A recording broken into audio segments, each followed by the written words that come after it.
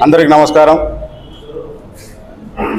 నిన్నటి రోజున వైఎస్ఆర్ కాంగ్రెస్ పార్టీ అధ్యక్షులు వైఎస్ జగన్మోహన్ రెడ్డి గారి పిలుపు మేరకు విద్యుత్పై పోరుబాట కార్యక్రమాన్ని సక్సెస్ చేసిన వైఎస్ఆర్ కాంగ్రెస్ పార్టీ శ్రేణులకి, నాయకులకి, అనంతపురం జిల్లా ప్రజలకి, ఆంధ్ర రాష్ట్ర ప్రజలకి, ముఖ్యంగా మీడియా మిత్రులకి అందరికి కూడా పేరు పేరున ధన్యవాదాలు తెలుపుతున్నాం.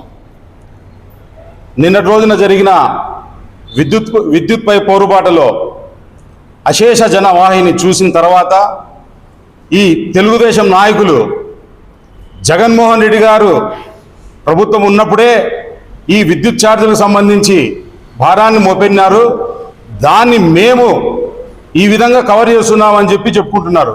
ఆ నిందేదో జగన్మోహన్ రెడ్డి గారి మీద చేస్తున్నారు. అయా టీడీపీ నాయకులారా, వాస్తవాలు గ్రహించండి. చంద్రబాబు నాయుడు గారు ఎన్నికలకు వెళ్లే ముందు ఏం చెప్పారు? జగన్మోహన్ రెడ్డి గారు పెంచిన విద్యుత్ ఛార్జీలు ఏమున్నా ఆ బాధుడిని మేము తగ్గిస్తామన్నారు. ఈ రోజు వచ్చి మీరు జగన్మోహన్ రెడ్డి గారు చేసిందే మేము ఈరోజు పెంచుతామని చెప్తున్నారు. మీరు మాట్లాడేదానికి మీ మాటలే విడ్డూరంగా ఉన్నాయి. జగన్మోహన్ రెడ్డి గారు ప్రజలకు మేలు చేసిన విధంగా ఏ నాయకుడు కూడా, ఏ రాష్ట్రంలో కూడా, ఏ ముఖ్యమంత్రి చేయని విధంగా జగన్మోహన్ రెడ్డి గారు పాలన అందించారు ఈ ప్రజలకి. చంద్రబాబు నాయుడు గారు కేవలం ఈ 7 నెలల కాలానికే ప్రజలపై పెనుభారాన్ని వేస్తున్నారు.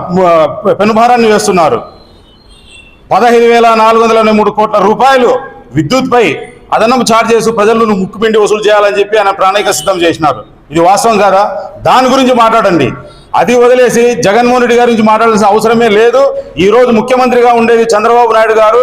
ఆయన తీసుకుంటే నిర్ణయాలు ఏదన్నా తప్పులు ఒప్పులుంటే మీరు మా ఎమ్మెల్యేలు, మంత్రులు ఆయన అడగండి. అదేవిధంగా ఇంకో విషయం మీకు చెప్తున్నాను, తెలుగుదేశం నాయకులందరికీ, కూటమి ప్రభుత్వం ఉండే ప్రతి ఒక్కరికి కూడా నాది ఒకటే సూటి ప్రశ్న. మొదటి సంతకం అంటే దాని అర్థము, దాని విలువ మీకు తెలుసా?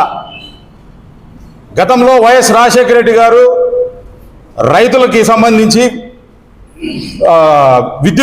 ఉచిత విద్యుత్ మీద మొదటి సంతకం పెట్టారు. ఏ విధంగా దాన్ని ఎన్ని రోజుల్లో అమలు చేశారు మీకు గుర్తులేదా? జగన్మోహన్ రెడ్డి గారు మొదటి సంతకం పెట్టారు పెన్షన్ల మీద. ఎలా చేశారు? చంద్రబాబు నాయుడు గారు 5 సంతకాలు మొదటి సంతకాలని పెట్టి మొదటి సంతకం మెగా డిఎస్సి అని చెప్పారు. మెగా డిఎస్సి ఈరోజు దగా డిఎస్సిగానే మారిపోయింది. కానీ దాని గురించి ఏమైనా మీ ఆలోచన ఉందా? దాని కాలాన్ని పెంచుకుంటూ పోతున్నారే తప్ప డిఎస్సిని నిర్వహించి ఈ ఉద్యోగాలు కల్పించాలనేది ఎవరికైనా ఏదన్నా ఉందా? దాని గురించి చంద్రబాబు నాయుడు గారిని ప్రశ్నిస్తే బాగుంటుంది.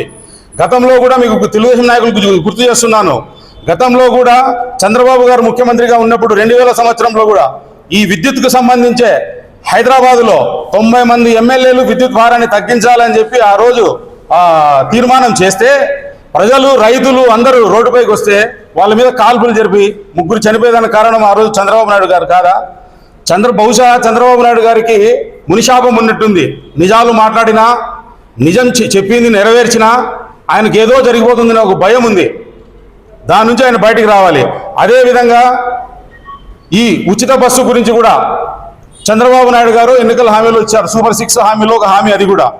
కానీ దాన్ని కూడా ఈ రోజు వరకు దాని గురించి మీ ఆలోచన లేదు. దానికి మళ్ళీ మీరు ఒక సబ్ కమిటీ చేసుకొని దాన్ని కూడా కాలాన్ని పొడిగిస్తున్నారు. ఇవన్నీ మీరు ఎమ్మెల్యేలు, ఎంపీలు, మంత్రులు ఉండేవాళ్ళు చంద్రబాబు నాయుడు గారిని, కూటమి ప్రభుత్వం ఉండే పెద్దల్ని ప్రశ్నించండి. జగన్మోహన్ రెడ్డి గారు కాదు ఈరోజు ముఖ్యమంత్రిగా ఉండేది.